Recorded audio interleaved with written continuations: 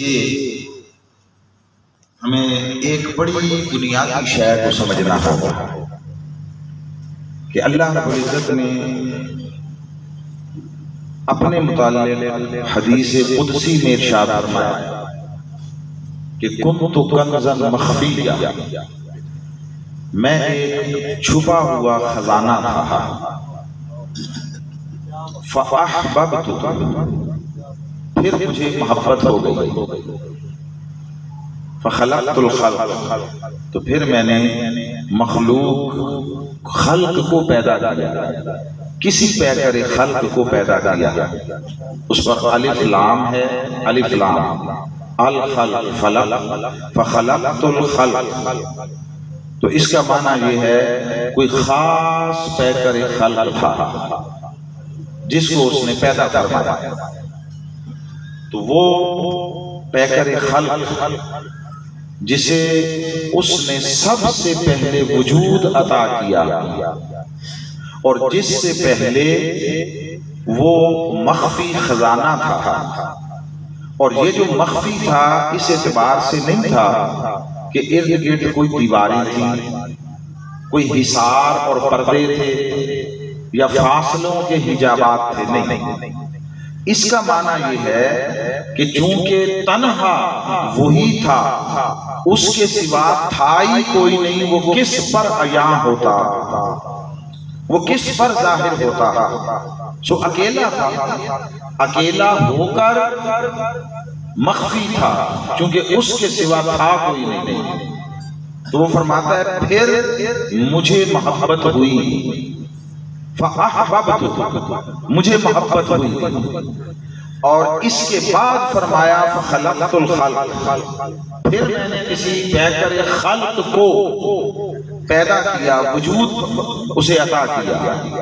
اب اس میں جو ترتیب ہے وہ یہ ہے کہ محبت پہلے ہوئی ہے، تخلیق بعد میں ہوئی ہے، خلقت بعد میں ہے، محبت پہلے ہے۔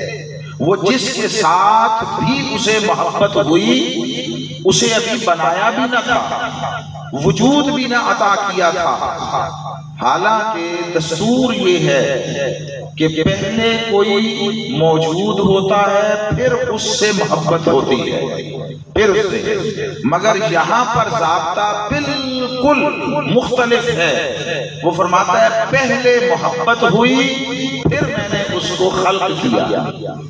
تو یہ جو بھی ہے اور جس کی طرف بھی اشارہ ہے، اس تنہا وجود کا معاملہ دوسروں سے بالکل منفرد ہے، ممتاز ہے، ممیز ہے، انوکھا ہے، تو وہ جسے اس نے پہلے محبت کی بعد میں خلقت کی، باقی سب کے لیے یہ ہے کہ پہلے تخلیق کیا پھر محبت کی، یعنی سادہ لفظوں میں پہلے ہر کوئی مخلوق ہوا پھر محبوب ہوا، وہ کوئی ایک ہے جو پہلے محبوب ہوا پھر مخلوق ہوا، باقی سب کو بنا کر چاہا ہے، وہ کوئی ایسا وجود ہے جسے چاہ کر بنایا، چاہ کر بنایا، تو اسے محبت کے ارادے سے بنایا۔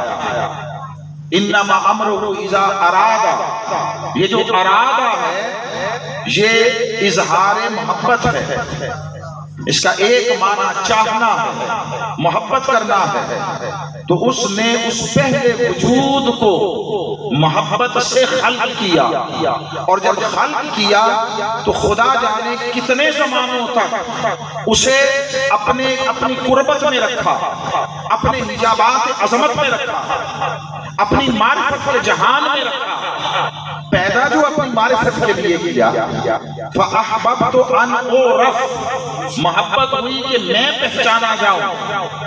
ہم آج اس بحث میں ہیں کہ شب معراج دیکھا یا نہ دیکھا، شب معراج تو آج اور اب کی بات ہے، اسے جس نے پیدا کی اپنی معرفت کے لیے کیا، جب پیدا اپنی معرفت کے لیے کیا تو معرفت کیا دیکھے اور رؤیت کے بغیر ہو جاتی ہے، دیکھے بغیر بھی کبھی معرفت ہوتی ہے؟ ایمان سے کہیے آپ نے کسی کو دیکھا ہی نہ ہو تو آپ کو اس کی پہچان ہوگی؟ بولیے نا، نہیں ہوگی۔ پہچان کے لیے دیکھا ہونا ضروری ہے، وہ خواہ فزیکلی دیکھنا ہو یا آج کے دور میں کوئی ویڈیو ہے، کوئی تصویر ہے، جیسے بھی ہے، مگر اس کا خاکہ دیکھا ہوگا تو پہچان ہوگی۔ جس کو دیکھا نہیں ہوگا اس کی پہچان نہیں ہوگی۔ وہ 10 بار قریب سے گزر جائے پہچان نہ پائیں گے۔ وہ فرماتا ہے اسے پیدا ہی اپنی پہچان کے لیے کیا، اپنی معرفت کے لیے کیا۔ تو لوگوں، شب معراج تو آج کی بات ہے، اس نے جب اپنے اس محبوب کو، یہ میں احببتو سے محبوب کہہ رہا ہوں، جس محبوب کو اس نے پیدا ہی اس لیے کیا کہ خود اپنی پہچان کروائے، ادھر وجود عطا کیا، ادھر بغیر پردوں کے اپنے محبوب کو اپنا دیدار عطا کیا۔ پھر صدیوں تک اس پر توجہات کی، اس پر اپنی صفات کی تجلیاں کی۔ یہ طویل ایک مضمون ہے، میں بس جہاں تک لانا چاہتا تھا وہیں تک رہوں گا۔ اب اپنے محبوب کو اس نے اس کامل تنہائی میں، اس کامل تخلیے میں صدیوں تک، زمانوں تک بٹھا کر اپنے حسن کی تجلیاں دی، اپنے جمال کا نور عطا کیا، اپنا علم عطا کیا، اپنی معرفت عطا کی، اپنی قدرتوں کا بصورت تصرف اس کو حق عطا کیا۔ ہزارہ چیزیں تھیں، ہزارہ چیزیں، مگر جو اہم ترین بات ہے، جب اس محبوب کو وجود ملا تو اس نے اس عطائے وجود پر جو بطریق محبت ہوا تھا، اس پر اس کی بارگاہ میں وجود میں آتے ہی کلمات حمد ادا کیا، شکر ادا کیا۔ مولا تو نے مجھے وجود عطا کیا، میں کچھ نہ تھا، تو نے بنا دیا۔ تو کلمات حمد ادا کیے، یہ اس بہتر خلق سے کی طرف سے پہلی حمد تھی جو اس کے لیے کی گئی، پہلی حمد تھی۔ چونکہ یہ فعل مخلوق تھا، اس فعل حمد سے وہ محمود ہوا، اللہ محمود ہوا۔ پھر اس نے جب دیکھا یہ میرا بندہ ہے، یہ میرا پیکر خلق ہے، یہ میری حمد کر رہا ہے، تو پیدا جو محبت سے کیا تھا تو اس نے بھی اپنے محبوب کی حمد کی، اس محبوب کی حمد سے وہ محمود ہوا، اس کی حمد سے یہ محمد ہوا، یہ محمد ہوا۔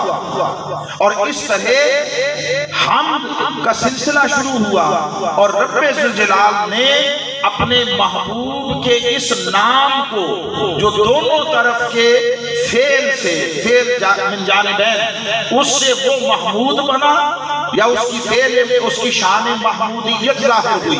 اور یہ چونکہ بندہ تھا، اس کا فعل اور اس کا فعل برابر نہیں تھا، اس کے فعل حمد سے وہ محمود ہوا، وہ رب تھا، اس کی شان اونچی ہے، اس کے فعل حمد سے یہ محبوب محمد ہوا۔ اور اس نے اپنے محبوب کا یہ نام حمد کے پردوں میں چھپا کر رکھا، حمد کے پردوں میں۔ بس یہاں تک ہماری گفتگو اس حوالے سے تھی۔ اب اس نے اگلے مرحلے میں چاہا کہ اس کو تو پیدا کیا کہ مجھے پہچانے، اب پورا جہان پیدا کرتا ہوں کہ وہ سارے اسے پہچانے، اسے پہچانے۔ اپنی پہچان کے لیے محبوب کو پیدا کیا، اور کائنات جملہ مخلوقات کو حضور کی پہچان کے لیے پیدا کیا، اور سلسلہ خلق کی ابتدا ہوئی، سفر آگے جاری رہا، انسانیت کی ابتدا ہوئی، نسل بنی آدم آگے چلنے لگی، بڑھنے لگی، مگر پوری تاریخ انسانی میں حضرت عبدالمطلب کے پوتے کی صورت میں اور عبداللہ کے بیٹے کی صورت میں یہ جو پیکر حمد ظاہر ہوا، اس سے پہلے پوری تاریخ انسانی میں کسی کا نام محمد نہ ہوا، محمد نہ ہوا، چونکہ وہ نام اس نے حمد کے پردوں میں چھپا کر رکھا تھا۔ اب حضور اللہ کے محبوب ہوئے، پیکر رسالت اللہ کی چاہت کا وجود ہوا، تو حضور چاہت خدا ٹھہرے، مصطفیٰ چاہت خدا ٹھہرے، تو اب حضور اس کی چاہت تھے۔ اب دیکھنا ہے حضور کی بھی کوئی چاہت ہے،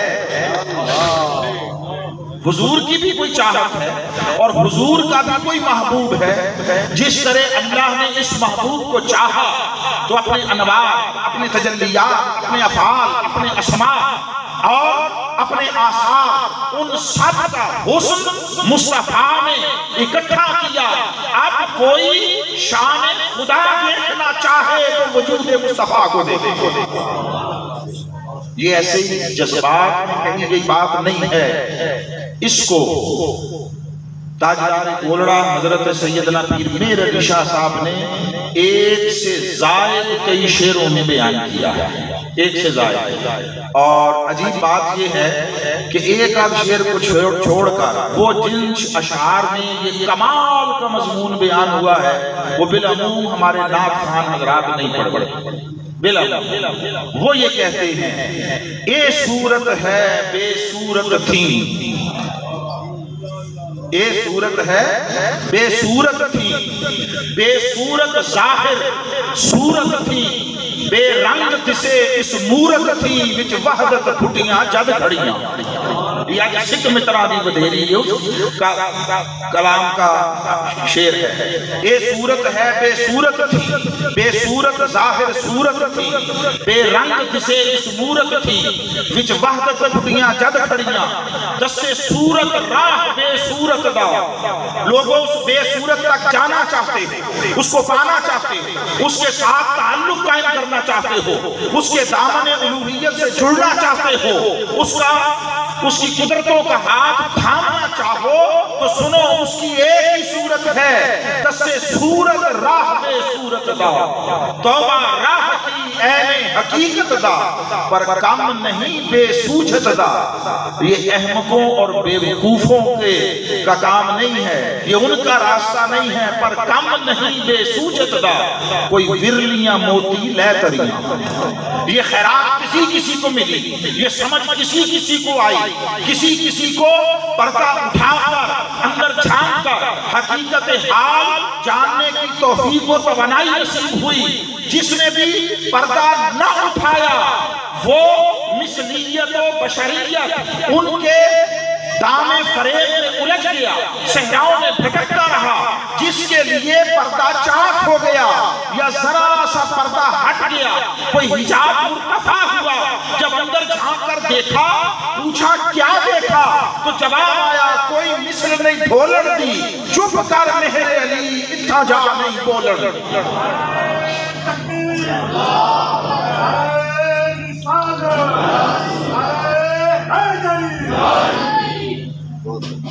تو حضور چاہت خدا ہے، محبوب خدا ہے، اس کی کوئی صورت نہیں ہے، مگر انسانیت نے چاہا، مولا عمریں گزر گئی، نسل در نسل ہماری نسلیں بیت گئی، جی میں آتا ہے کہ کبھی تیرا دیدار ہو جائے، تجھے تکنے کی کوئی صورت نصیب ہو۔ اس نے فرمایا اس دنیا اور عالم شہادت میں براہ راست میرے جلوہ حسن کو تکنے کا کسی کو یارہ نہیں ہے۔ میں تو صفاتی تجلی کوہ طور پر ڈالوں تو جل کر سرما ہو جاؤں، میں تو قرآن کی شکل میں اپنا کلام پہاڑوں پر نازل کروں تو ریزہ ریزہ ہو جاؤں۔ تو یہاں کوئی براہ راست میرے جلوہ حسن کو تک نہیں سکتا، مگر یہ جو تمہاری چاہت ہے، یہ جو تمہاری طلب ہے، اس کو نظر انداز نہیں کرتا۔ جو جلوہ ذات ہے وہ تو حسب حال، وہ قیامت کے بعد جنت میں نصیب ہوگا، مگر میرے صفاتی تجلیوں، میرے انوار، ان کو اگر یکجا دیکھنا چاہو تو سنو اس کی ایک ہی صورت ہے کہ صورت مصطفیٰ دیکھا کرو، صورت مصطفیٰ دیکھا کرو۔ تو حضور اپنے وجود میں اللہ کی صفات کے مظہر بھی ہیں اور جملہ صفات کے جامع بھی ہیں، جمع بھی ہیں۔ اس لیے پھر آخر میں جا کر فرمایا، آخر میں جا کر کہ سبحان اللہ ما اجملکا ما احسنکا ما اکملکا، کتھے مہر علی کتھے تیری ثنا گستاخ کی جالڑیاں۔ تو حضور انوار الہیہ کی مجسم شکل ہے، اس کی محبت کی مجسم صورت ہے۔ اب جس طرح اللہ نے اس محبوب کو چاہا تو اپنے انوار تجلیات سب کچھ اس میں یکجا کر دیے، اکٹھے کر دیے، جمع کر دیے۔ یہ تھی چاہت خدا جو بصورت مصطفیٰ ظاہر ہوئی۔ اب دیکھنا یہ ہے چاہت مصطفیٰ کیا ہے، حضور کی چاہت کون ہے، حضور کا محبوب کون ہے۔ کل ذخیرہ حدیث اٹھا لے، آقا علیہ السلام کا کل طرز عمل اٹھا کر تک لے، حضور کی ساری زندگی کے معمولات اٹھا کر تک لے، آقا کی شفقتوں عنایتوں کا نچھاور ہونا اس کو اٹھا کر تک لے۔ اس کائنات ارض و سماوات میں مصطفیٰ کی ساری محبتیں، ساری چاہتیں، سارا پیار اور ساری یکسوئی جس جگہ جا کر یکجا ہو جاتی ہے، اس وجود کو حسین کہتے ہیں، اس وجود کو حسین کہتے ہیں۔ مصطفیٰ محبوب خدا ہے، حسین محبوب مصطفیٰ۔ اب چونکہ مضمون وہ نہیں، پہلے بھی تھوڑا بات آگے بڑھ گئی۔ اللہ کے ساتھ تعلق کی کوئی صورت نہیں ہے مصطفیٰ کے ساتھ تعلق جوڑے ہوئے۔ پورا قرآن گواہ، اس پر 2 4 10 20 نہیں، درجنوں آیات براہ راست درجنوں، اور اگر بالواسطہ کیا جائے تو سینکڑوں مقامات ہیں قرآن کے جہاں رب سے جلال اپنے اور اپنے محبوب کے تعلق کو ہر اعتبار سے ایک قرار دے رہا ہے، محبت کے اعتبار سے، چاہت کے اعتبار سے، اطاعت کے اعتبار سے، اتباع و غلامی کے اعتبار سے، ادب کے اعتبار سے، اذیت پہنچانے کے اعتبار سے، ہر اعتبار سے اللہ اپنے اور اپنے محبوب کی چاہت اور تعلق کو ایک قرار دے رہا ہے۔ جس طرح اللہ نے اپنے اور اپنے محبوب کے تعلق کو ایک قرار دیا، بائیں ہی اسی طرح مصطفیٰ نے اپنی اور حسین کی محبت کو ایک قرار دیا۔ اس میں حضرت حسن شامل ہے، یہ بات یاد رکھیں، کیونکہ بات حضرت سیدنا امام حسین کی ہو رہی ہے، اس لیے ان کا نام آئے گا۔ حسن مجتبی علیہ السلام وہ اس میں شامل ہے۔ آقا علیہ السلام نے فرمایا من احب حسنا و حسینا فقد احبنی ومن احبنی فقد احب اللہ۔ اللہ قرآن میں کہتا تھا قُلْ إِن كُنْتُمْ تُحِبُّونَ اللَّهَ فَاتَّبِعُونِی، حبیب ان کو بتا دے اگر مجھ سے محبت کرتے ہیں تو آپ فرما دیں میری غلامی میں آ جاؤ۔ اللہ نے اپنی محبت کی شرط مصطفیٰ کی غلامی کو رکھا، مصطفیٰ نے اپنی محبت کی دلیل محبت حسین کو بنایا۔ جس طرح حضور سے تعلق قائم کیے بغیر کوئی اللہ سے تعلق نہیں قائم کر سکتا، جس طرح رسالت سے جڑے بغیر کوئی الوہیت و توحید سے نہیں جڑ سکتا، لوگوں بلا تشکیک و ریب کوئی حسن و حسین اور اہل بیت سے جڑے بغیر مصطفیٰ سے نہیں جڑ سکتا۔ یہ محبتوں کا ایک سلسلہ، یہ تعلقات کا ایک سلسلہ۔ اس لیے اللہ رب العزت نے قرآن مجید میں جہاں کہیں بھی تاریکی اور نور کی بات کی ہے، ظلمت اور اجالے کی بات کیا، پورا قرآن اٹھا کر تک لیں، آپ کو تاریکیاں ہمیشہ تاریکی کا ذکر جمع کی شکل میں ملے گا، ظلمات اور روشنی کا ذکر ہمیشہ واحد میں ملے گا، نور۔ کسی جگہ پر نہیں فرمایا کہ یخرجکم من الظلمات الی الانوار، کہ وہ تمہیں تاریکیوں سے نکالتا ہے اور روشنیوں میں لاتا ہے، کہیں نہیں فرمایا، کہیں نہیں فرمایا۔ جہاں فرمایا من الظلمات الی النور فرمایا لوگوں ظلمتیں، تاریکیاں، اندھیرے ہزار طرح کے ہو سکتے ہیں، کوئی اللہ کو مانے اور مصطفیٰ کی اہمیت کو قبول نہ کرے ظلمت ہے، ایمان سے محرومی ہے، کوئی قرآن کو مانے اور صاحب قرآن کو نہ مانے ظلمت ہے، محرومی ہے، دنیا طلبی ظلمت و محرومی ہے، تاریکی ہے، نفس پرستی دنیا طلبی ہے، محرومی ہے، ہزار قسمیں ہیں۔ فرمایا لوگوں تاریکیوں اندھیروں کے ہزار اس کے پہلو ہیں، ہزار شکلیں ہیں، الگ الگ ہر ایک کو عنوان دیا ہے۔ نفس پرستی ہے، شہوت ہے، حب جاہ و منصب ہے، طلب دنیا ہے، نفرت و عداوت ہے، بغض و حسد ہے، کدورت ہے، چوری ہے، جھوٹ ہے، کجر و فریب ہے، ظلمت کے تاریکی کے ہزار عنوانات ہیں۔ فرمایا سنو نور اور روشنی اوپر سے لے کر نیچے تک ایک ہی سلسلے کا نام ہے، ایک ہی سلسلے کا نام ہے۔ تم خدا کا نام لو نور ہے، تم مصطفیٰ کا نام لو نور ہے، تم اہل بیت کا نام لو نور ہے، تم صحابہ کا نام لو نور ہے، تم اولیاء کا نام لو نور ہے، تم قرآن کی بات کرو نور ہے۔ ارے خدا سے لے کر اولیاء تک اور مصطفیٰ سے لے کر قرآن تک یہ سارا سلسلہ نور ایک ہے، ایک ہے۔ تو جس طرح اللہ نے مصطفیٰ کے تعلق کو اور اپنے تعلق کو ایک بنایا، حضور نے حسین کے تعلق کو اور اپنے تعلق کو ایک بنایا۔ ان میں کوئی نہیں، ان میں تفریق نہیں، ان میں امتیاز نہیں۔ جس طرح مصطفیٰ کو چھوڑ کر خدا کی طرف جانا چاہے دروازے بند کر دیتا ہے۔ جب مجھ سے یہ کہا جاتا ہے وَإِذَا قِيلَ لَهُمْ تَعَالُوا إِلَىٰ مَا أَنزَلَ اللَّهُ وَإِلَى الرَّسُولِ، تو وہ یہ کہتے ہیں رَأَيْتَ الْمُنَافِقِينَ، آپ منافقوں کو دیکھیں گے يَصُدُّونَ عَنْكَ صُدُودًا، حبیب آپ کی طرف آنے سے گھبراتے اور کتراتے ہیں، قرآن کی طرف آگے چلے آتے ہیں، میری طرف آتے ہیں تیری طرف نہیں آتے، وہی بدبخت منافق ہے۔ آقا نے اعلان فرما دیا، اللہ فرماتا ہے جو اس کی طرف جائے میری طرف نہ جائے منافق ہے۔ میں اعلان کرتا ہوں جو میری طرف آئے میرے اہل بیت کی طرف نہ جائے وہی بدبخت منافق ہے، وہی بدبخت۔ نعرہ رسالت، نعرہ حیدری، حسینیت، اللہ نے اپنی محبت کو پردہ حمد میں چھپا کر رکھا اور مصطفیٰ کی محبت کو پردہ حسن میں چھپا کر رکھا۔ نہ تاریخ انسانی میں حضور سے پہلے کسی کا نام محمد ہوا اور نہ تاریخ انسانی میں کسی کا نام حسن اور حسین ہوا۔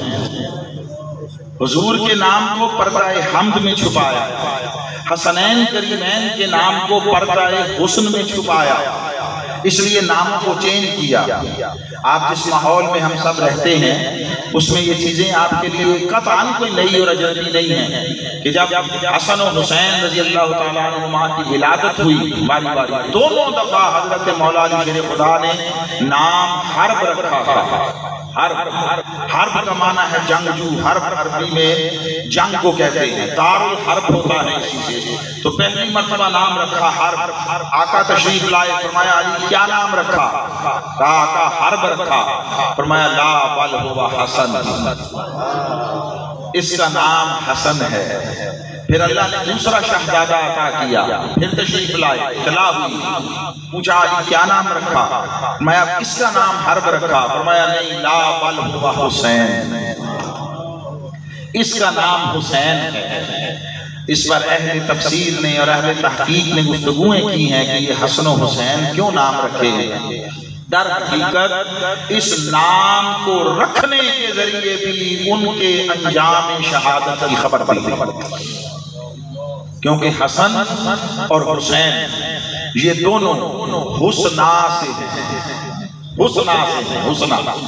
اللہ نے اپنے ناموں کے لیے فرمایا لہ الاسماء الحسنی، اس کے سارے نام حسین ہیں اور مصطفیٰ کی چاہت کو اس نے حسن کے پردوں میں چھپا کر رکھا، جنت میں رکھا۔ آقا علیہ السلام نے فرمایا یہ دنیا کے نام نہیں ہیں، اللہ نے ان کو جنت میں حجابات میں رکھا، حتیٰ کہ یہ شہزادے متولد ہوئے، دنیا میں تشریف لائے تو اللہ نے حجابات سے، پردوں سے نکال کر نوے نگور نام پہلی مرتبہ کائنات انسانی میں ظاہر فرمایا۔ فرمایا حبیب میری محبت حمد میں لپٹی ہوئی ہے، تیری محبت حسن میں لپٹی ہوئی ہے، حسن میں لپٹی ہوئی ہے۔ اب دین کے اندر آپ کا کریں، دین کے اندر آپ کو ہر جگہ پر بڑی نمایاں شے ملے گی اظہار حسن، اظہار حسن۔ میں نے ایک مقام لیا، آقا علیہ السلام نے فرمایا لَقَدْ كَانَ لَكُمْ فِي رَسُولِ اللَّهِ أُسْوَةٌ حَسَنَةٌ۔ رسول کی زندگی، رسول کی شخصیت، رسول کے کردار اور رسول کے معمولات میں وہ جو تمہیں اسوہ ملے گا، وہ اسوہ خالی اسوہ نہیں ہے، اسوہ حسنہ ہے۔ اس کا تعلق بھی حسن و حسین سے ہے۔ رسول کی سیرت کو سمجھنا چاہو، رسول کے دین کی روح کو جاننا چاہو تو کتابوں لفظوں میں نہ ڈوبے رہنا، رسول کی جو دین کی روح ہے اور رسول کی منشا کو جاننا چاہو تو ادھر ادھر نہ بھٹکتے رہنا، تم اہل بیت کے دروازے پر آنا اور وجود آنے حسن و حسین کو تکنا، ان کے وجودوں سے مصطفیٰ کے دین کے چشمے پھوٹیں۔ دین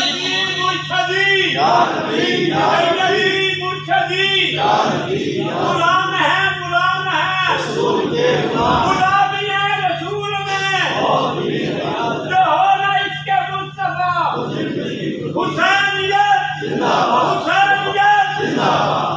دین کو سمجھنے کے باقی جتنے ذرائع ہیں، باقی جتنے طرق ہیں، جتنے راستے ہیں، وہ سارے کے سارے امکانی طور پر ہدایت کے ذرائع ہیں۔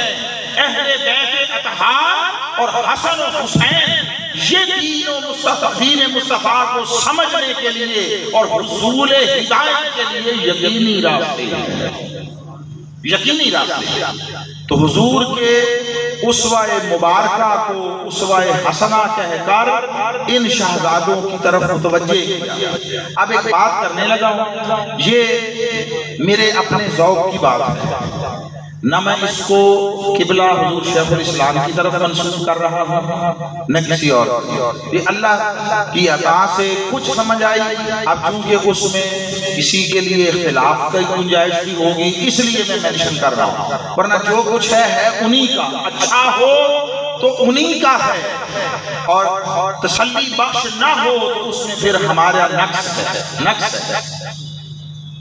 ہمیں ایک دعا تلقین کی گئی ہے، بڑی مختصر دعا ہے، بڑی مختصر دعا، مگر ہر بچے کو آتی ہے اور ہر کوئی پڑھتا ہے، اور وہ کیا ہے؟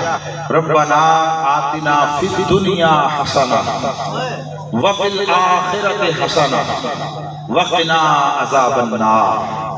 مولا دنیا میں بھی حسنہ عطا کر، آخرت میں بھی حسنہ عطا کر، اور دوزخ کے عذاب سے بچا لے۔ یہی معنی اور ترجمہ ہے، اس کا ایک مرادی معنی بیان کرنے لگا ہوں، مفہوم۔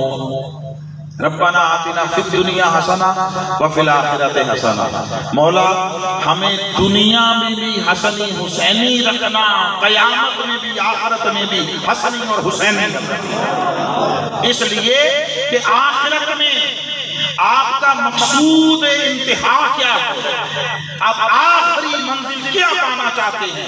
وہ ہے جنت۔ جنت کوئی پانا چاہتے ہیں نا، آپ جس جنت میں داخل ہونا چاہتے ہیں اس جنت کے سردار حسن و حسین ہے۔ ارے جنت کا عنوان حسنی ہے، حسینی ہے، جنت کا سائبان حسنی اور حسینی ہے۔ اور حدیث پاک میں ہے جب میدان حشر اختتام پذیر ہو جائے گا، اپنے اپنے ٹھکانوں پر لوگ پہنچ جائیں گے تو جنت اللہ کی بارگاہ میں عرض کرے گی، مولا تو نے مجھ سے وعدہ کیا تھا، تو مجھے دو عظیم الشان اور رفیع المرتبہ اور عالی درجہ ستونوں سے مزین کرے گا، دو ستونوں سے مزین کرے گا، جیسے یہ ستون ہے ہال کا، ایسے ستون وہ زینت بھی ہوتا ہے، وہ مضبوطی اور استحکام بھی ہوتا، حسن بھی ہوتا۔ تو جنت یہ کہے گی مولا تو نے مجھے 2 ستونوں سے مزین کرنے کا اعلان اور وعدہ فرمایا تھا، اب تو سارے اپنے اپنے ٹھکانوں پر پہنچ گئے، وہ جو میری زینت اور میرا حسن تھا 2 ستون وہ کدھر ہیں؟ اللہ فرمائے گا میں نے اپنے وعدے کے مطابق عطا کر دیے ہیں ان 2 ستون ہائے حسن کو اور ستون ہائے زینت کو۔ وہ اینٹ گاروں پتھروں یا میٹیریل میں نہ ڈھونڈ، یہ جو مصطفیٰ کے پروردہ، مصطفیٰ کی چاہت اور حضور کی محبت کے آئیدار و مظہر، یہ جو حسن و حسین ہیں، یہ 2 وہ ستون ہیں جن سے میں نے تجھے حسن بخشا۔ باقی سارے جنت میں جائیں تو ان کی خوش بختی ہے، بھئی میں چلا جاؤں تو میری خوش نصیبی ہے، اگر وہ میرے گناہوں سے صرف نظر فرمائے، اگر وہ مجھے جنت میں بھیج دے تو میری خوش نصیبی ہے۔ حسن و حسین وہ ہیں، ان کا جنت میں جانا ان کی خوش بختی نہیں ہے، جنت کی خوش بختی، جنت کی خوش بختی ہے۔ یہ جنت کے لیے قابل فخر و رشک وجود ہے۔ تو جنت کا تو عنوان حسن و حسین ہے، اس لیے ہمیں یہ سمجھ آئی کہ فی الدنیا حسنہ و فی الآخرت حسنہ، اس کا معنی یہ ہے مولا یہاں بھی حسنی حسینی بنا، وہاں بھی حسنی اور حسینی جانا۔ اور جو آخری اس کا حصہ ہے وَقِنَا عَذَابَ النَّارِ، وہ مہر تصدیق سب کر رہا ہے میرے خیال میں، اور وہ یہ ہے وَقِنَا عَذَابَ النَّارِ، دوزخ کے عذاب سے، آگ کے عذاب سے بچا۔ یاد رکھیے جہاں محبت مصطفیٰ ہوگی اور جہاں محبت اہل بیت اطہار اور محبت حسنین کریمین ہوگی، وہ وجود دوزخ میں نہ جائے۔ اگر اولیاء قیامت کے دن اللہ کی بارگاہ میں حدیث پاک کے الفاظ کو اپنے انداز میں بیان کر رہا ہوں، مگر جو مفہوم ادا ہوگا ذمہ دار ہوں، یہ مفہوم حدیث ہے، ملمہ کاری نہیں ہے۔ آقا علیہ السلام نے فرمایا تم دنیا میں اپنے حق کے لیے کیا جھگڑتے ہو؟ آپ کے حق پر کوئی قبضہ کر لے تو کوئی اتنی آسانی سے تو نہیں چھوڑتا نا، آخری حق تک جاتا ہے، کوشش کرتا ہے آخری حد تک۔ اس کے لیے عدالتوں کے ہیں، معاشرے کے جرگے ہیں، 100 راستے ہیں، اور پھر وہاں جا کر ہی آدمی رکتا ہے جس سے آگے بے بسی ہو، ورنہ آخری حد تک جاتا ہے۔ میں تم اپنے حق کے لیے کیا لڑتے ہو، جھگڑتے ہو، جو قیامت کے دن اولیاء اللہ کی بارگاہ میں اپنے متوسلین کے لیے الجھیں گے، ضد کریں گے، اصرار کریں گے، پیار بھرا ناز بھرا جھگڑا کریں گے۔ اللہ فرمائے گا جاؤ جنت میں، تم سے کچھ نہیں پوچھتا۔ وہ کہیں گے مولا نہیں جاتے، کیوں؟ وہ عرض کریں گے اس لیے کہ بہت سارے ایسے ہیں جو ہمارے ساتھ بیٹھتے اٹھتے تھے، اعمال اتنے اچھے نہیں کر سکے، ہماری سنگت میں تھے، ہماری نسبت و صحبت میں تھے، ہمارے ساتھ آتے جاتے تھے، تیری خاطر ہمارے ساتھ محبت کرتے تھے، وہ یہاں رہے میدان حشر میں یا دوزخ میں، ہم جنت میں چلے جائیں تو ہمارے تعلق کی حرمت پر حرف آتا ہے، ہمارے تعلق کی حرمت پر حرف آتا ہے۔ اللہ فرمائے گا پھر انہیں کہا انہیں بھیج تب ہم جنت میں جائیں گے۔ یہ لاڈ بھرا اصرار ہوگا، جھگڑا ہوگا۔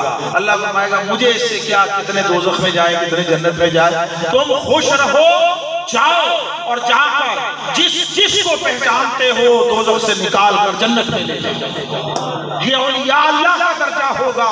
تو اس سے اوپر صحابہ ہیں، پھر بلندر اہل بیت اطہار ہیں۔ ارے یہ تو وہ ہیں، یہ دنیا میں بدترین دشمن دروازے پر آ جائے اس کو انکار نہیں کرتے، قیامت کے دن اپنے چاہنے والوں کو چھوڑ کر کیسے جائے؟ جو دوزخ سے بچنا چاہتا ہے وہ حسنین کریمین اور اہل بیت کی محبت کا دامن تھا۔ آقا علیہ السلام نے ارشاد نہیں فرمایا حق اور علی اور حق ہمیشہ اکٹھے رہتے، جہاں علی ہوگا وہاں حق ہوگا، جہاں حق ہوگا وہاں علی، یہ کبھی جدا نہیں ہوگے۔ علی علامت حق ہی نہیں ہے، معیار حق ہے۔ نسبت اہل بیت اطہار صرف حق کی پہچان ہی نہیں ہے، وہ حق کی شناخت کا پیمانہ اور معیار ہے، اس کے سوا کوئی نہیں۔ اس لیے حضور کے بعد صحابہ جب کسی نئے شخص کو دیکھتے تو اس کی نمازوں سے نہ اسے جانتے پہچانتے، وہ علی کا نام لیتے، وہ اہل بیت کی محبت کا تذکرہ کرتے۔ جس کا چہرہ ان پاکیزہ نسبتوں کے تذکرے سے کھل اٹھتا، وہ اس کی نمازیں کم یا زیادہ نہ دیکھتے، سمجھ جاتے یہ مومن ہے، اور جس کے چہرے پر گھٹن آ جاتی، قبض آ جاتی، وہ سمجھ جاتے یہ بے ایمان بدبخت وہ منافق ہے، نفاق۔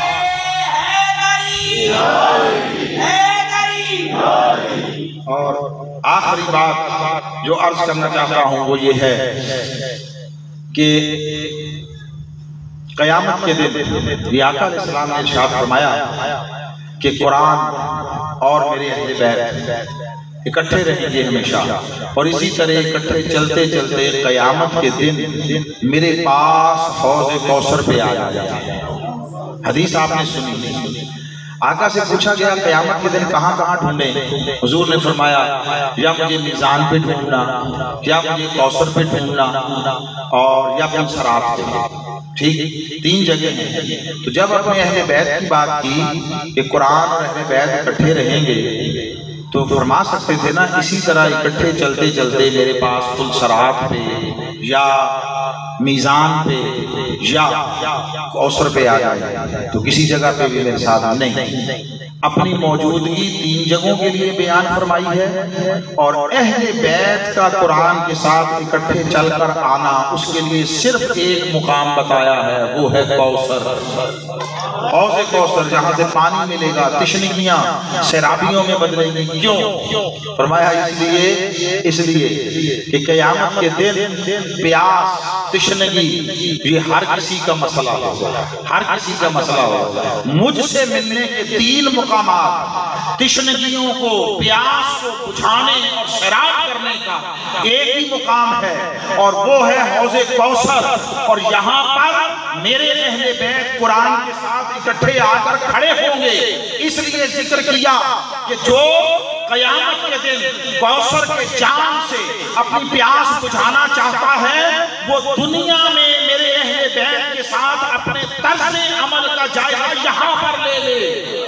میں پل صراط پر بھی تمہاری مدد کروں گا، مطلق مدد ہوگی، مطلق مدد۔ میں میزان پر بھی کروں گا، مطلق مدد ہوگی، مگر جب کوثر پر آؤ گے جام اسی کو دوں گا جس کی سفارش اہل بیت کرے۔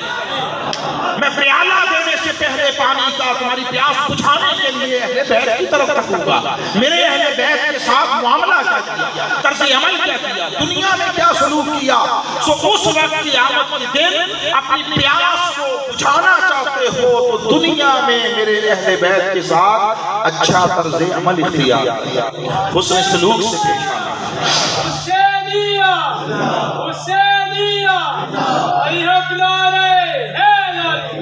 اور حسینیت یہ ہے، حسینیت یہ ہے، حسینیت تسبیح کا نام نہیں ہے، ورد وظیفوں کا نام نہیں ہے، حسین تہجد گزاروں کا نام نہیں ہے، حسین کا امتیاز وہ کثرت عبادت و ریاضت نہیں ہے۔ ہر جنگ کے یہ ساری چیزیں دامن حسین میں اپنے نقطۂ کمال و عروج پر، ان کو ناز ہے حسین پر، وہ سجدے ناز کرتے ہوں گے جو حسین کی پیشانی سے نکلے تھے، وہ مقامات ناز کرتے ہوں گے جہاں حسین کے قدم لگے تھے، مگر امتیاز حسین کثرت عبادت اور ریاضت نہیں ہے۔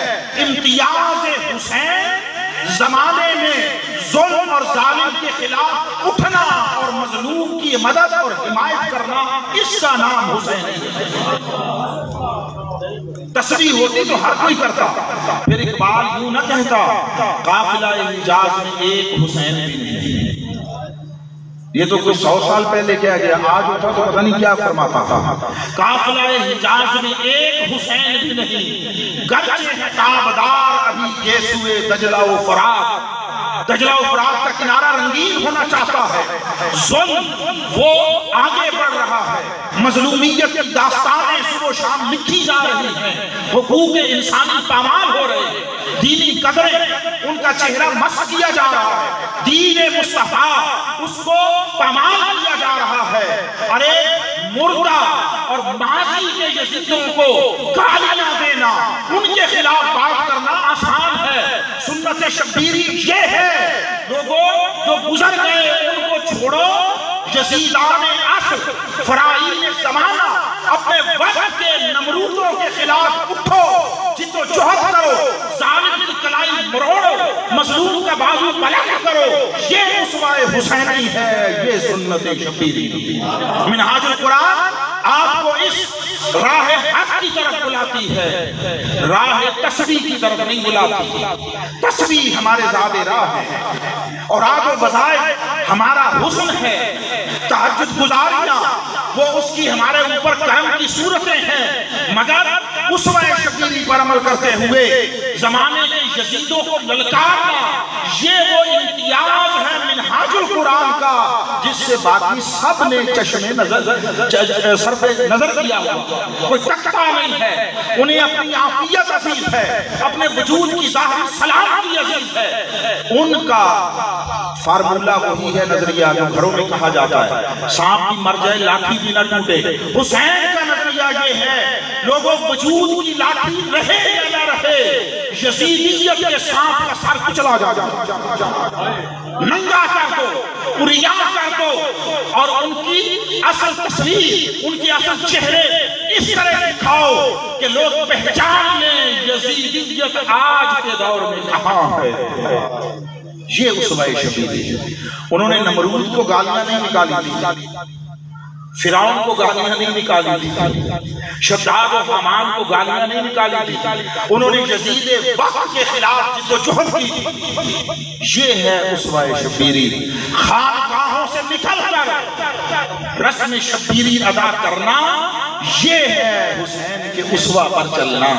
اور حسین کا اسوہ اور سنت وہ سیرت مصطفیٰ کی آئینہ دار بھی ہے، تکمیل بھی ہے، اور حضور کا اسوہ حسنہ ہے، یعنی حسنی ہے اور حسینی ہے۔ اللہ رب العزت ہم سب کو فہم دین بھی عطا فرمائے، اور ان پاکیزہ نسبتوں کا فیض بھی عطا فرمائے، اور اس کے ساتھ ساتھ ان کی سنتوں، ان کے طریقوں کو سمجھ کر عمل پیرا ہونے کی توفیق بھی عطا فرمائے۔ وما علینا الا البلاغ المبین۔